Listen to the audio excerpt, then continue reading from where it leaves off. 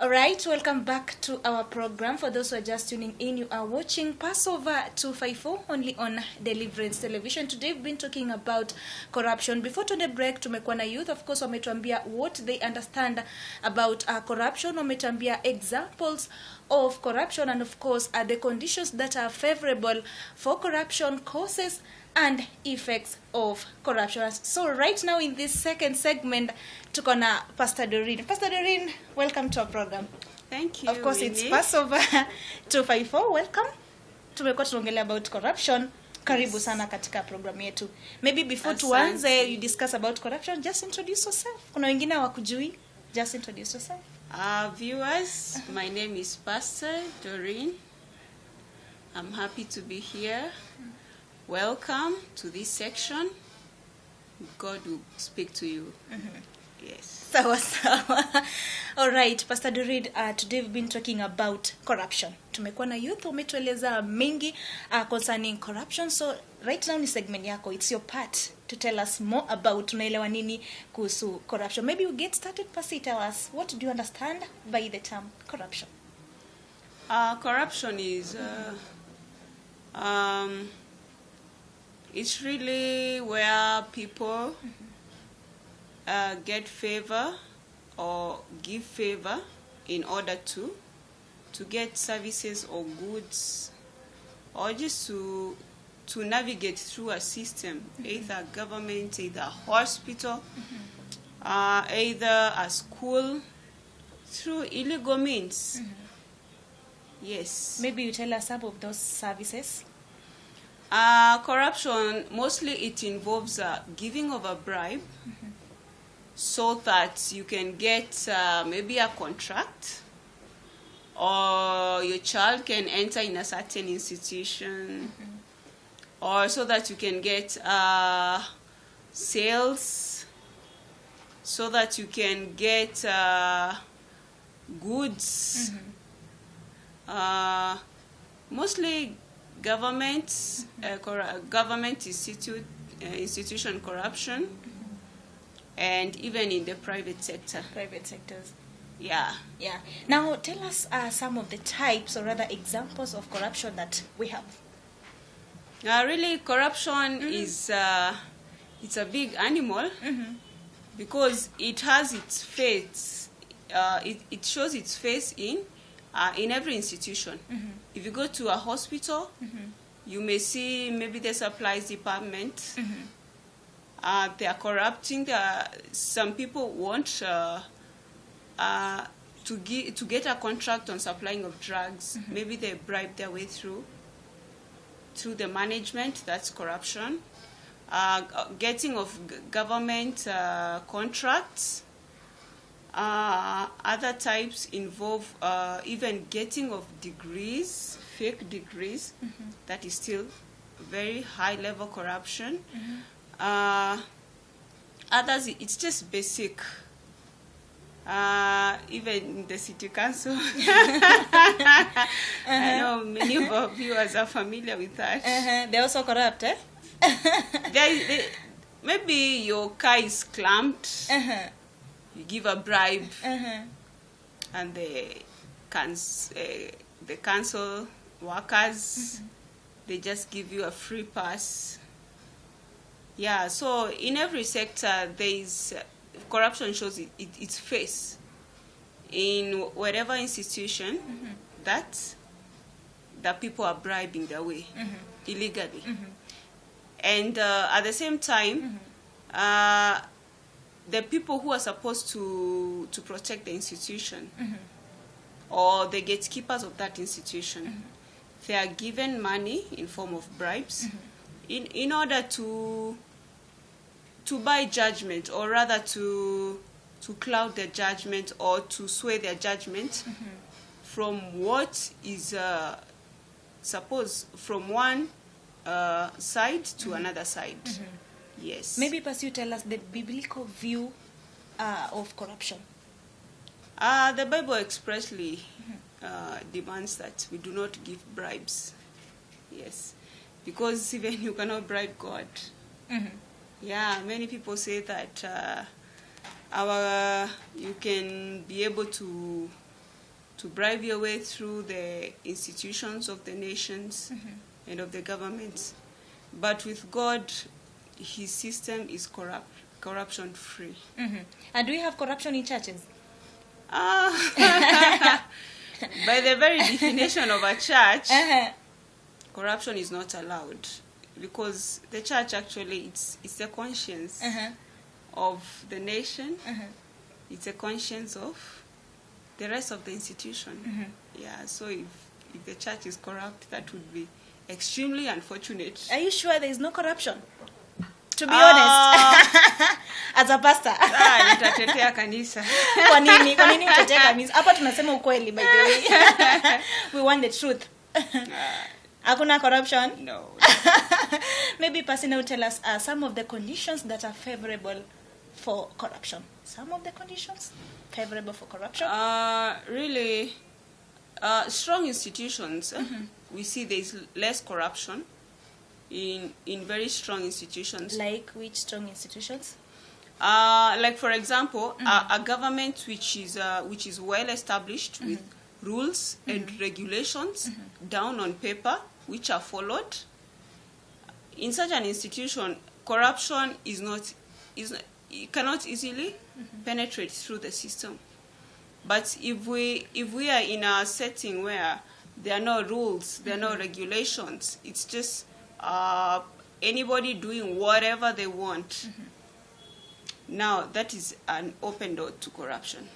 Yes, but if the institution is well managed, well established by the founders or the people who are working there, we see less corruption in such cases. Yes. And like in our government, can we say it's an institution? Can you say it's a big institution? Yeah. It's a big one. It is. Of course, we've said that big institutions have rules. See? Yes. So if at all our government is a big institution, why is it that money is being stolen? That's a big question.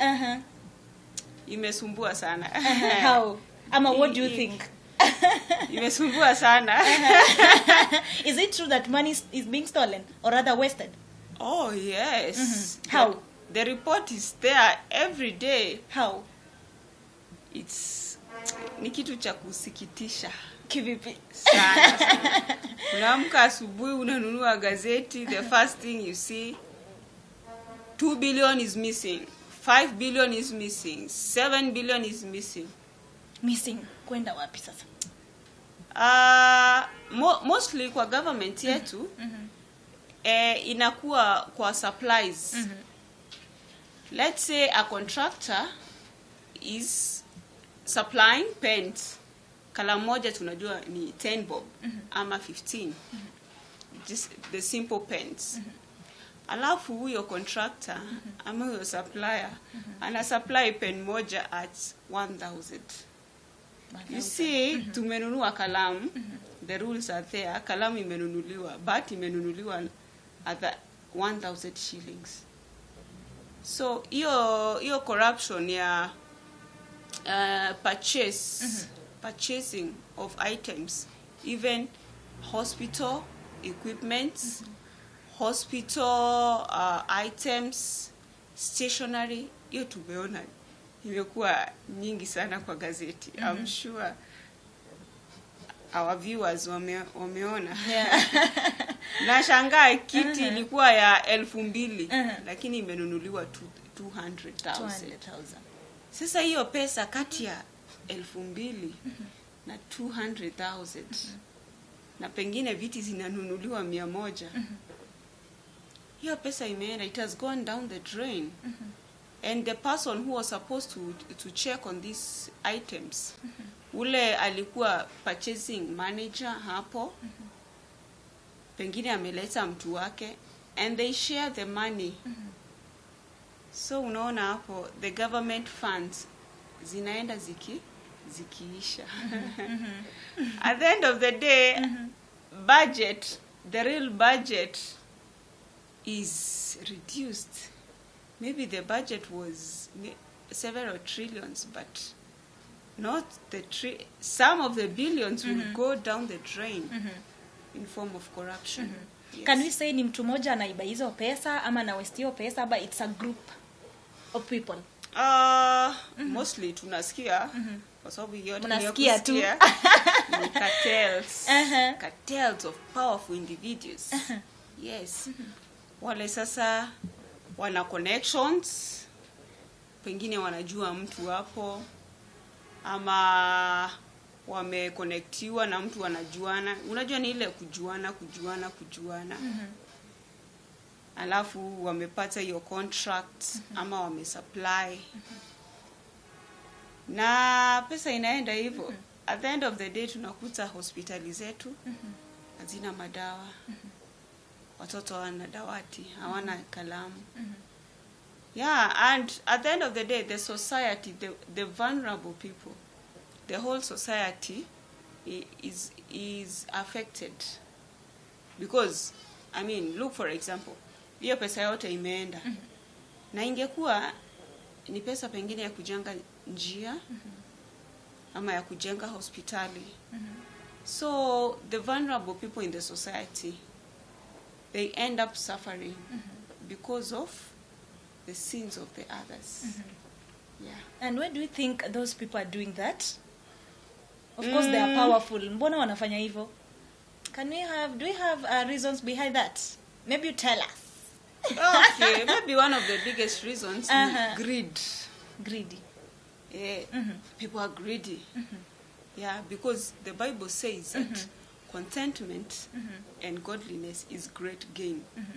So tunaona watu they are not contented, hawajatosheka na kile Mungu amewapatia. Because money really cannot fill our lives. Our need for God. So people continue amassing wealth. Leo nimepata 1,000,000, kesho ingine 10, ingine. Yani unaweza ona hata mtu yuko 80 years lakini bado anaiba. Because there is that void that he wants to fill. Lakini it is only God who can fill that void. Hiyo wizi haisaidii, because utaiba uibe with na hautatosheka. So number 1 ni greed. Greed. Yes. Utotosheka. And then kuna hiyo culture. Hiyo culture tu wizi lazima. Maybe uandikwe kwa city council na upate pale. Pengine hiyo ndio culture. Yani hata they don't think about it. Bribe is a must. Bribe is the way to go. Unaona, so if the institution is founded on such principles that bribe we must take, basi sasa hiyo inakuwa the order of the day. Nyingine tu ni kutofunzwa. Kwani kuna kufunzwa? Lazima tuambie watu kama kanisa corruption is bad. Kufunzwa na kama kitu kama kanisa.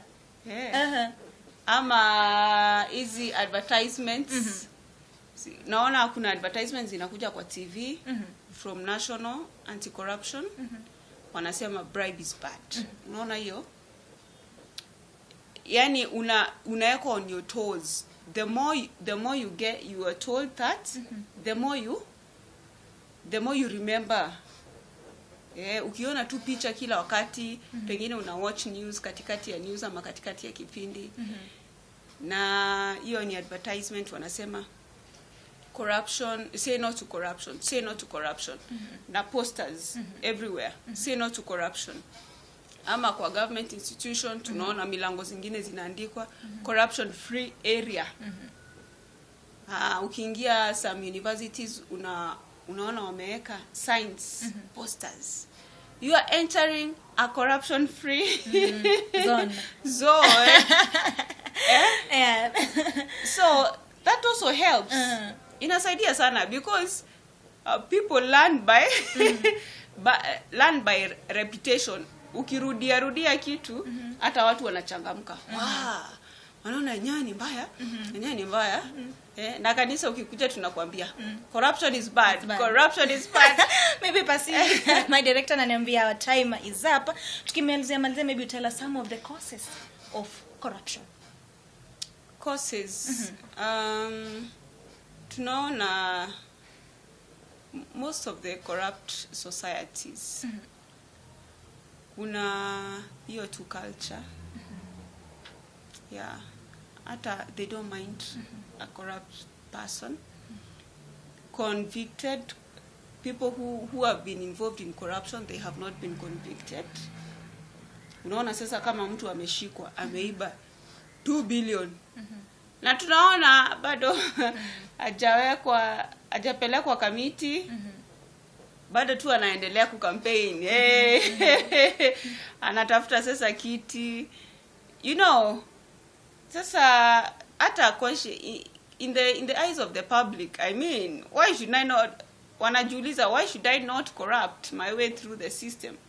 Sababu wale wameenda mbele na wakashikwa hawajafanyiwa kitu. So inakaa maybe watu wengine watasema maybe it's not that bad. Yeah, lack of conviction. If you don't prosecute the person who has been involved in corruption, it tells the nation that it is okay to steal from the people. It is okay to steal the public funds. Now, if you don't put these people in prison, even the next generation wanalearn. Hata watoto wadogo, my youth tu wanaona. And yeah, this is the order of the day. Na imeaffect watu wengi.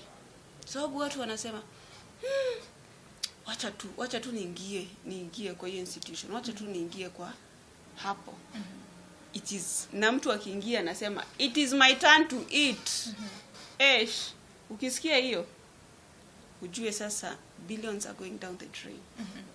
Yeah. Okay, Pasi, those are some of the causes, maybe the effects of corruption. Oh my God. Nini baadaye hutokea? It's terrible. One? For a developing nation like us, our institutions zinaharibika. Take for example our hospitals, hazina madawa. Our people wanakufa because hii pesa yote ilikuwa inaenda kwa corruption. Ingenunulia huyo mtu dawa. It's sad because hii pesa yote, it is a life issue.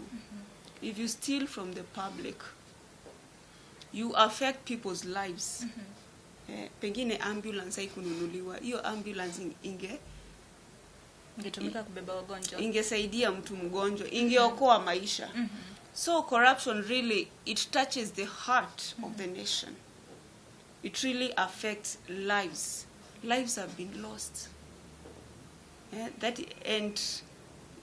That's a terrible thing. Ikifikia mahali, we are losing people because of corruption, because of the effects. Maybe not directly, but indirectly, obviously, our people are suffering. Chakula inakuwa ni shida. Njia zile tungekuwa tunapitia, hata tungekuwa na super highways nyingi sana. Na ingesaidia uchumi.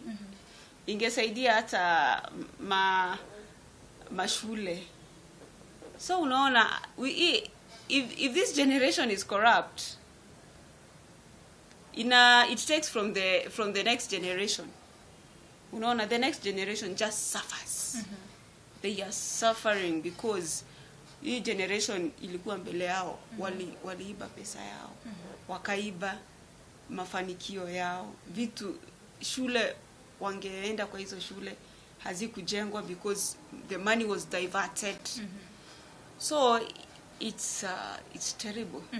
Maybe some of the ways, tukimalizia Pasi, the ways in which we can do in order to eliminate or rather to fight corruption. Corruption really, the way you indoctrinate, the way you teach a child, ama youth, unamwanzia hapo, si akikuwa mkubwa unaanza kumwambia. The way wazazi wanalea mtoto. Unajua tu kuna mtoto ataishi na wazazi na akianza kusikia na kujua mambo, anaona dadi anafanya deals za madawa, deals za kununua spare parts, maybe hata kids know what is really going on. Unaona watoto wakiishi na wazazi ambao they're involved. Obviously they will grow up thinking this is the order of the day, there's nothing about it, and hawezi badilisha huyo mtoto tena. Na hata my youth say wanasoma gazeti na wanaona enyewe huyu mtu ni kama aliiba lakini hajafanyiwa kitu. You see, the next generation inaafektiwa tu. So the best way it's just to stop. To stop corruption. Yeah, it's just to stop and strengthen our institutions. Najua kuna institutions kama Transparency International ambazo zinasaidia sana ku eliminate ama ku reduce because hawajaweza kumaliza. Yeah, let's have transparency in our institutions. Kama ni tender, ina-advertisiwa in public, it is bidded in public. Yani wacha wananchi waone what is happening in the institution. Hatutaki vitu za chini. Sawa, Pastor Doreen. Maybe I just give you a minute or so to advise the youth outside there as far as the topic of today is concerned. Corruption. Our youth, thank you for listening so far. Corruption is a menace to this society. It has costed us so much of our hard-earned monies, our labor, and tunataka kuambia corruption stops with you. In order to change culture ya corruption, you start by saying no to corruption. You yourself, just say no to corruption. When you say that, it starts reducing corruption, and also educate the others on the evil and the effects of corruption. And we will win the fight one day. Thank you so much, Pastor Doreen. May God bless you. Thank you so much. I'm going to take a short commercial break. Then, of course, when we come back, we've been talking about corruption. Tukikuja tutakuwa tunamalizia na mayouth. Sasa, waendelee kutuambia, according to them, what are some of the effects and causes of corruption. I'm taking a short break. Then we come back. We shall move on. Stay tuned.